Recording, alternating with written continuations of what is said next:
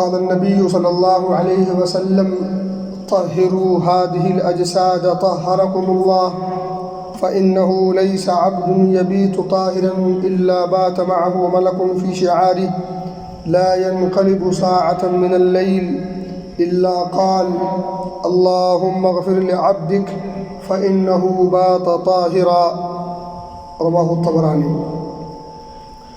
معزز سامعین، بھائیوں اور دوستوں، پچھلے کئی خطبوں میں آپ کے سامنے ان اعمال کا تذکرہ کیا گیا، حدیث کی روشنی میں، قرآنی آیات کی روشنی میں بھی، جن اعمال کے کرنے پر اللہ کے عام فرشتے یا خاص فرشتے ان اعمال کے کرنے والوں پر دعائے خیر کرتے ہیں، دعائے رحمت و مغفرت کرتے ہیں۔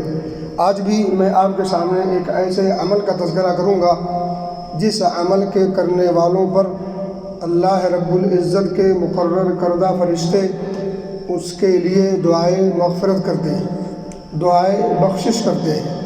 میرے بھائی، میرے دوست، امام طبرانی رحمۃ اللہ علیہ نے حضرت عبداللہ ابن عباس رضی اللہ تعالی عنہما سے روایت کیا ہے، اور حدیث حافظ ابن منذری نے اور حافظ ابن حجر رحمۃ اللہ علیہ نے اس کی سند کو جید کہا ہے، یعنی سند کے اعتبار سے یہ حدیث صحیح بھی ہے۔ یہ اور بات ہے کہ اس طرح کی جتنی حدیثیں ہیں ان تمام حدیثوں میں سند کے اعتبار سے کہیں نہ کہیں کچھ نہ کچھ کلام ہے، لیکن محدثین کہتے ہیں کہ جب ساری حدیثوں کو اکٹھا کر لیا جائے تو ایک حدیث دوسرے حدیث کو تقویت پہنچاتی ہے۔ یعنی خلاصہ کلام یہ ہے کہ اس طرح کی، اس طرز کی جتنی حدیثیں حدیث کی کتابوں میں پائی جاتی ہیں ان ساری حدیثوں کو اگر اکٹھا کر لیا جائے تو یہ حدیث قابل عمل ہے، یہ حدیث قابل عمل ہے۔ نبی اکرم فرماتے ہیں کہ طہروا هذه الاجساد، کہ تم اپنے جسموں کو پاک و صاف رکھو،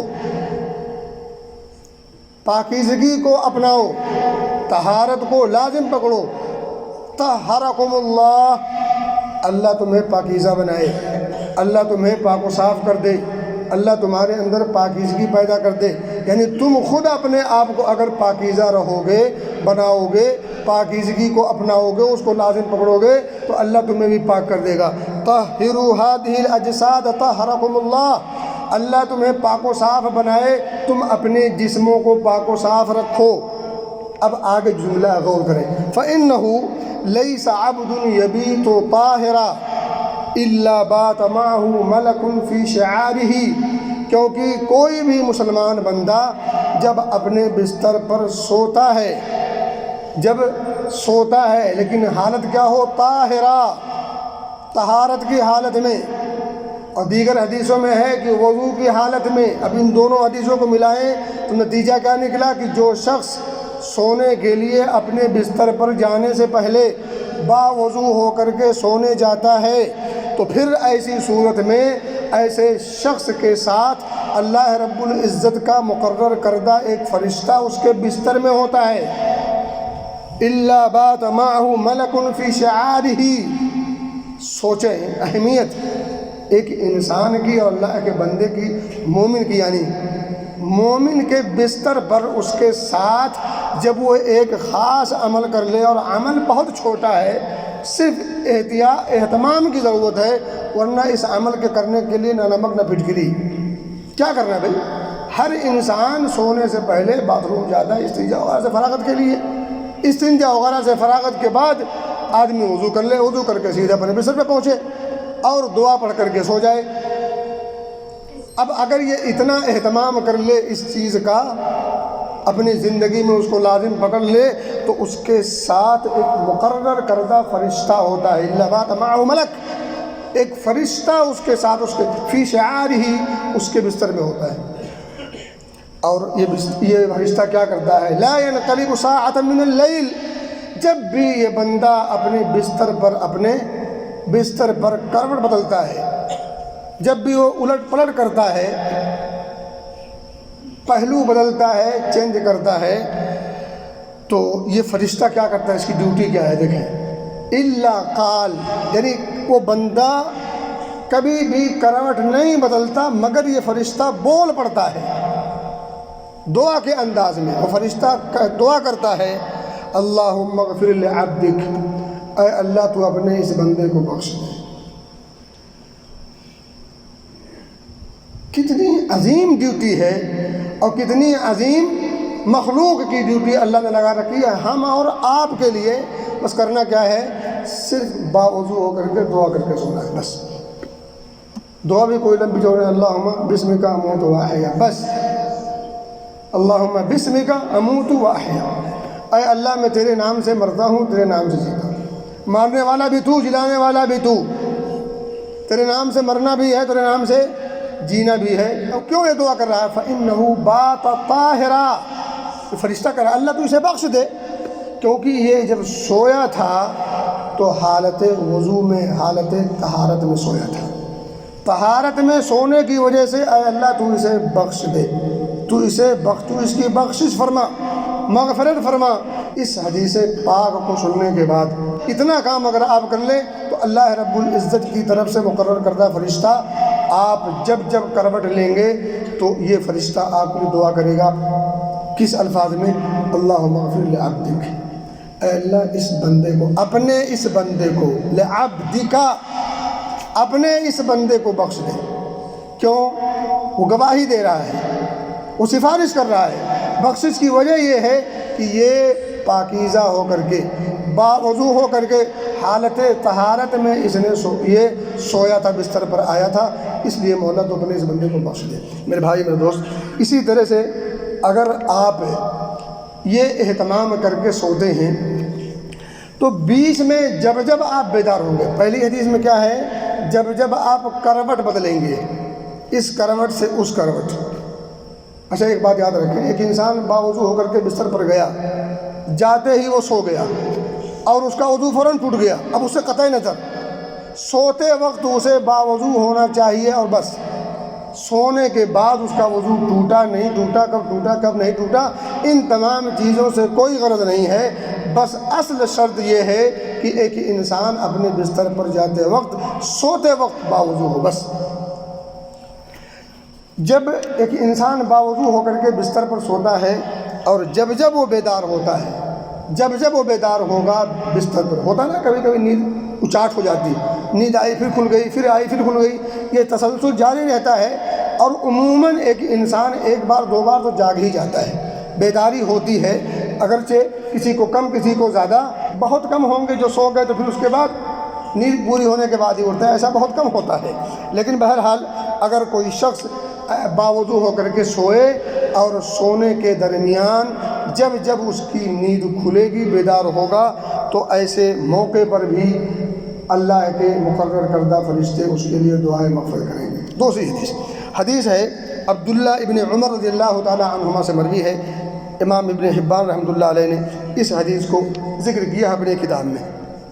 حدیث کے الفاظ ہیں من بات طاہرا فی شعارہ ملک، جو شخص اپنے بستر پر حالت طہارت میں سوتا ہے تو اس کے بستر پر فرشتہ بھی موجود ہوتا ہے۔ فلم یستیقظ، اب یہ سونے والا نہیں بیدار ہوتا، مگر یعنی جب بھی بیدار ہوتا ہے تو الا قال الملک، تو ایک موجود وہاں مقرر کردہ فرشتہ ہوتا ہے، وہ بولتا، وہ دعا کرتا ہے اللہم اغفر لعبدک فلان۔ وہاں کیا تھا پہلی حدیث میں؟ اللہم اغفر لعبدک، بس یہاں کیا ہے؟ اے اللہ تو اپنے اس فلاں بندے کو، اپنے اس فلاں بندے کو بخش دے، بخشش فرما۔ یہاں بھی وہی وجہ ہے، وجہ یہی ہے فَإِنَّهُ بَاتَ طَاهِرًا، کیونکہ یہ حالت وضو میں سویا ہوا ہے، حالت طہارت میں اس نے بستر پر اپنے آپ کو براجمان کیا ہے۔ تو میرے بھائیو دوستو، ان دونوں حدیثوں سے بہت ساری باتیں معلوم ہوتی ہیں، لیکن دو واضح بات معلوم ہوتی ہے کہ اگر انسان باوضو ہو کر کے حالت طہارت میں اپنے بستر پر جائے تو فرشتہ اس کے ساتھ رات بسر کرتا ہے، اور وہ فرشتہ آپ کے ساتھ رات بسر کیوں کرتا ہے؟ تاکہ وہ آپ کے لیے دعائے مغفرت کرے۔ کب؟ جب جب آپ کروٹ لیں یا جب جب آپ کی نیند کھلے۔ اس سے بڑے شرف کی بات، اس سے بڑی خوش بختی کی اور بات کیا ہو سکتی؟ میں کہتا ہوں اس پر مزید کچھ کہنے کی ضرورت نہیں، لیکن بہرحال ایک مسئلہ اور جانتے چلیں حدیث کی روشنی میں۔ حدیث ہے ابو داؤد کی، مسند احمد کی، راوی ہے حضرت معاذ بن جبل رضی اللہ تعالیٰ عنہ۔ وہ فرماتے ہیں کہ نبی اکرم صلی اللہ علیہ وسلم کا فرمان ہے، ما من مسلمین، کوئی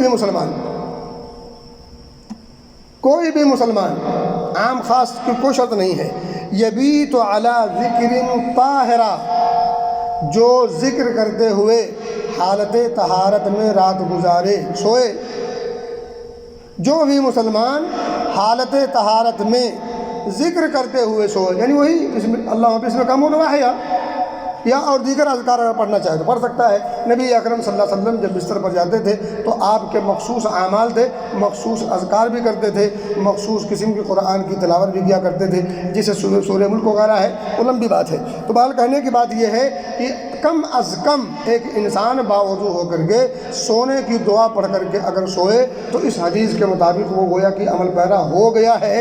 اب اگر عمل پیرا ہو گیا ہے تو اس حدیث کے اندر موجود جو خوبی بیان کی گئی ہے اور اسی طرح سے جو چیز عطا کرنے کی بات کی گئی ہے وہ انسان کو مل کر کے رہے گی۔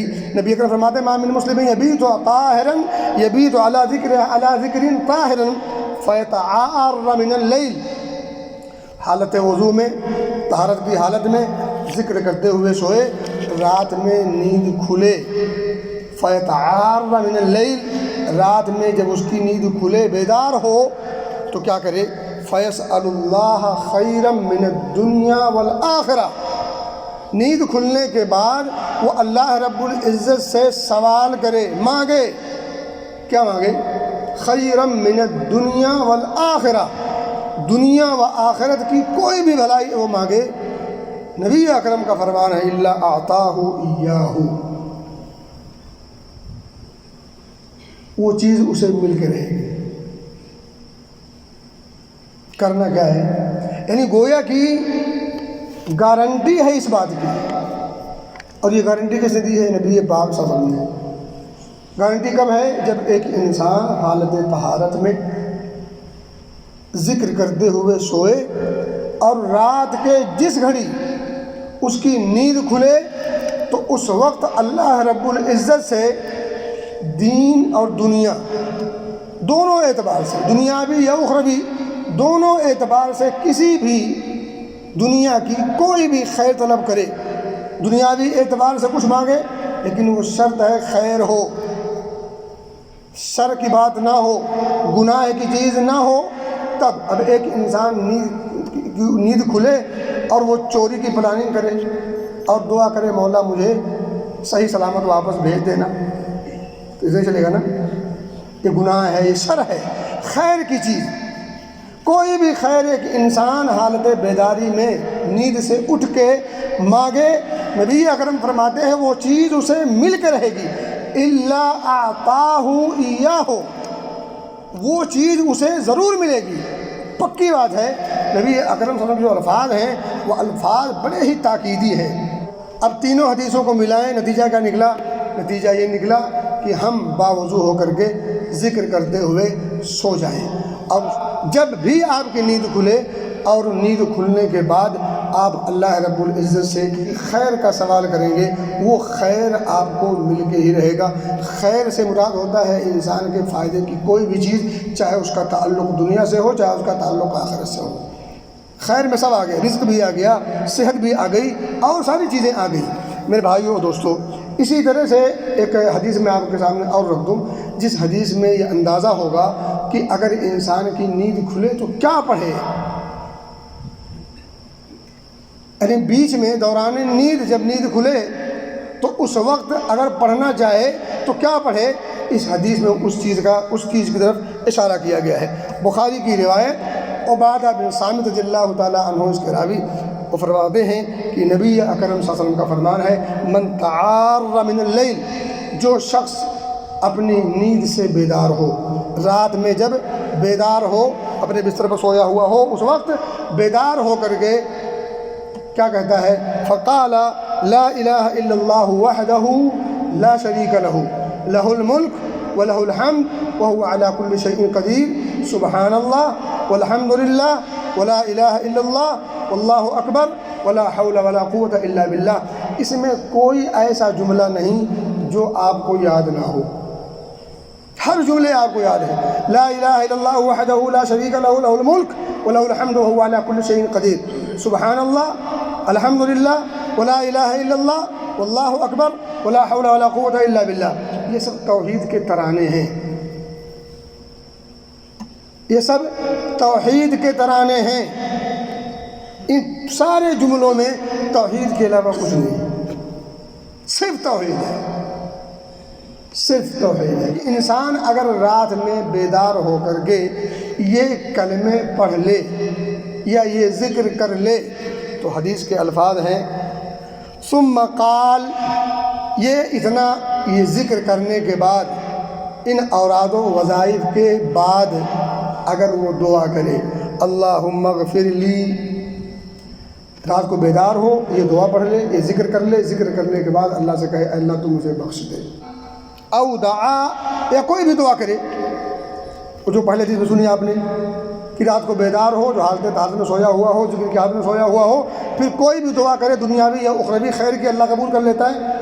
اب یہاں حدیث میں کیا ہے کہ وہ اللہ رب العزت کے اس توحید کے ترانوں کو پڑھنے کے بعد اللہ سے دعا کرے اپنی بخشش کی، یا کوئی اور دعا کرے ثم اللہم اغفر لی او دعا، یا اور کوئی دعا کرے، نبی اکرم فرماتے ہیں استجیب لہ، دعا قبول ہوگی. وہ دعا اب یہاں جہاں قبولیت کی گارنٹی ہے یہ کام ہم نہیں کر سکتے، اور وہ سارے کام ہم کریں گے در بدر، کبھی اس کے در کبھی اس کے در، ہے ماتھے ٹیکنا، یہ کرنا وہ کرنا، ساری حرکات سکرات، حتیٰ کی عزت آبرو سب ملیہ میٹ. وہ کام ہم کرنے کے لیے جس میں کچھ کرنا بھی نہیں ہے، نیند خود کھلی ہے، آپ کو کھولنا نہیں ہے. نیند جب خود کھل جائے، بیدار ہو جائیں آپ، یہ چھوٹے چھوٹے چند جملے جو میرا خیال ہے 2 منٹ نہیں لگیں گے، آپ نے یہ جملے پڑھ لیے، یہ اذکار کر لیا، اس کے بعد آپ کو جو کچھ مانگنا ہے دنیاوی یا اخروی وہ مانگ لیجئے، اور اس کی قبولیت کی گارنٹی نبی اکرم صلی اللہ علیہ وسلم نے دی استجیب لہ، قبول ہو گئی. میرے بھائیو آپ فرماتے ہیں آگے جملہ ہو رہا ہے فَإِن تَوَضَّأَ وَصَلَّى، اگر وہ اس کے بعد یعنی یہ سب سارا کام کر لیا، اس کے بعد اگر اللہ کی توفیق مل جائے وہ جائے پھر سے وضو کرے وصلّى اور نماز پڑھ لے. فَإِن تَوَضَّأَ وَصَلَّى قُبِلَتْ صَلَاتُهُ، تو اس کی نماز مقبول ہوگی. ہم جتنی نمازیں پڑھتے ہیں کسی نماز کی قبولیت کی کوئی گارنٹی نہیں، لیکن اس نماز کی قبولیت کی گارنٹی نبی اکرم صلی اللہ علیہ وسلم. آپ باوضو ہو گئے، طہارت کی حالت میں ذکر کرتے ہوئے سو گئے، نیند کھلی، آپ نے یہ ذکر کیا، ذکر کرنے کے بعد جو آپ کو دعا کرنی تھی وہ دعا کر لیا. اس دعا کی قبولیت کی گارنٹی نبی پاک کی زبانی. اور اگر اللہ توفیق دے آپ گئے وضو کیا، وضو کر کے آئے 2 رکعت 4 رکعت 6 8 10 20 جس نے آپ کو پڑھنا تھا وہ پڑھ لیا، اس پڑھی گئی نماز کی قبولیت کی گارنٹی زبان رسالت سے. لیکن یہ توفیق ملے تب تو اللہ ہم سب کو توفیق دے، اللہ ہم سب کو سمجھ کی توفیق دے اور عمل کی توفیق دے. آمین. اس بات کو اگر سمجھے تو ایک نقطہ بڑا باریک سمجھ میں آتا ہے، یہ اللہ رب العزت کی منشا یہ ہے کہ ایک انسان اللہ رب العزت کے ذکر سے غافل کبھی بھی نہ ہو، جائے کہ وہ وقت غفلت کا ہو، سونے کا وقت غفلت کا وقت ہوتا ہے، انسان غافل ہوتا ہے ساری چیزوں سے. غفلت کے وقت میں بھی جب وہ بیدار ہو تو اس کی زبان سے لا الہ الا اللہ جیسے کلمے نکلے.